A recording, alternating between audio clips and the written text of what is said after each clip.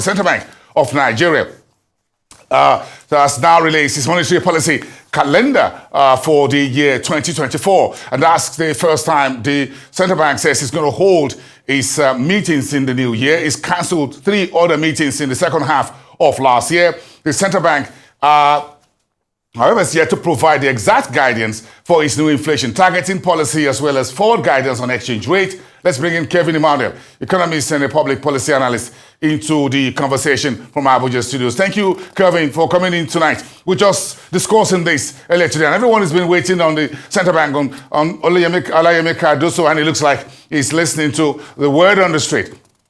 Now we've got the announcement of the monetary policy meeting. Give me your first word on this. February. Thank you so much for having me. Good evening to you. I saw the breaking news that the Central Bank of Nigeria intends to hold its first monetary policy meeting since August of 2023 on the 26th and 27th of February. And my immediate concern is the CBN Act that says that the Monetary Policy Committee is made up of 12 members. It's made up of the governor, 4 deputy governors. It's made up of 3 members appointed by the president, 2 members that are members of the board of the central bank, and then 2 members appointed by the governor, which makes 12. And right now, as we speak, we have only 5 members that are the composition of the Monetary Policy Committee. And the CBN Act says that you need to form a quorum. And the quorum is supposed to be formed by 6 members.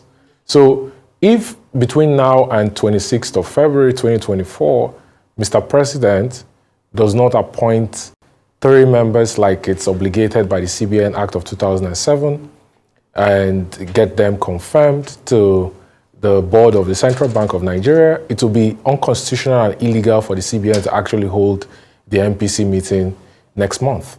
You also have the Monetary Policy Technical Committee and the Monetary Policy Implementation Committee, the MPTC, and the MPIC, that function whether the board is constituted, there's a quorum, or whether they hold MPC meeting or not. And the law also says that the Central Bank of Nigeria is obligated to hold 6 meetings in a calendar year. That's 1 meeting every 2 months. So it's interesting to see what is going to happen between today and the 26th of February, if they're going to follow the Constitution or if they are going to break the Constitution.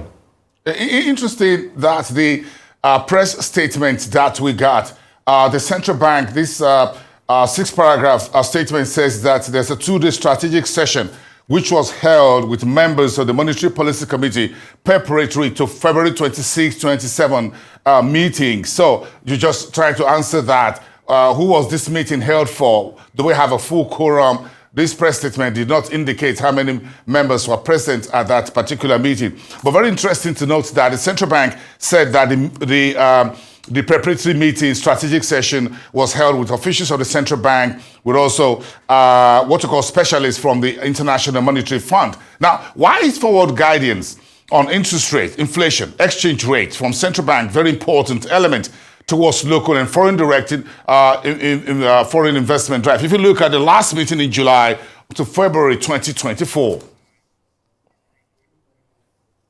Well, forward guidance is very critical because the market needs to plan. The market needs to know what is going to go. I'll give you a typical example, even if I'm not going to mention specific names. There's a company in manufacturing in Ogun State that has had a backlog of $2.2 million of letters of credit, commercial letters of credit they've been trying to open since 2022. The fact that they've not been opened that LC means that they are not able to import manufacturing equipment to go about their business.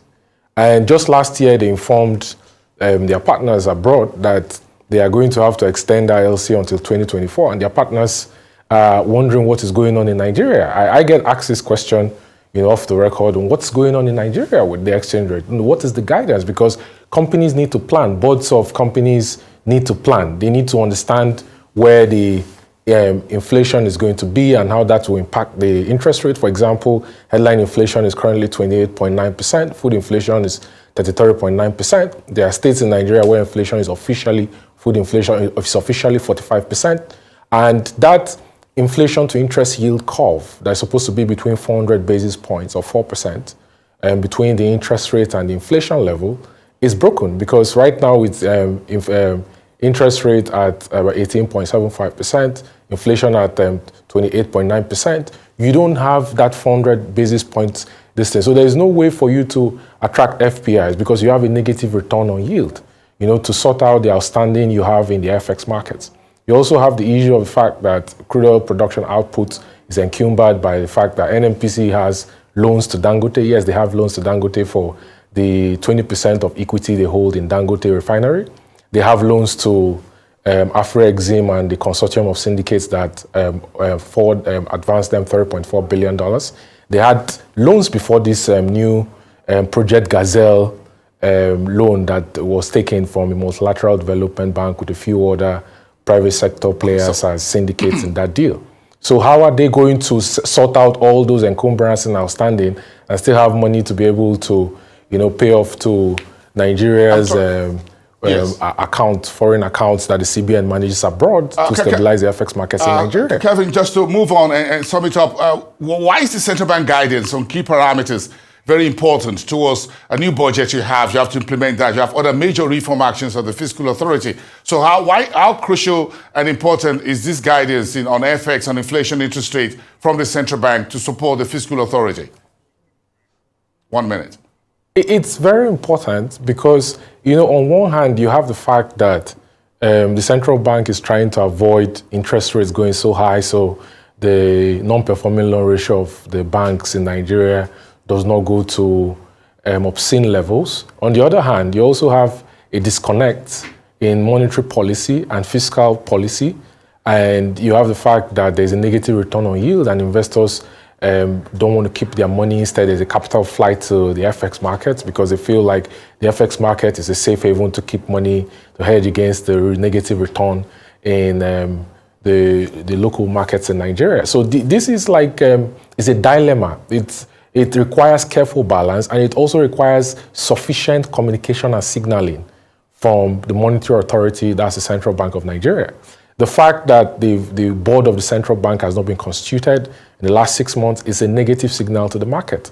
No matter what the rates are, you can see the way Ghana, in the midst of the fact that there was a technical default, has managed inflation, managed interest rate, and inflation is beginning to come down gradually back. The Central Bank of Nigeria needs to be seen doing all it's supposed to do that is required by law and signaling to the market on what its plan is, so the market will know that there's hope.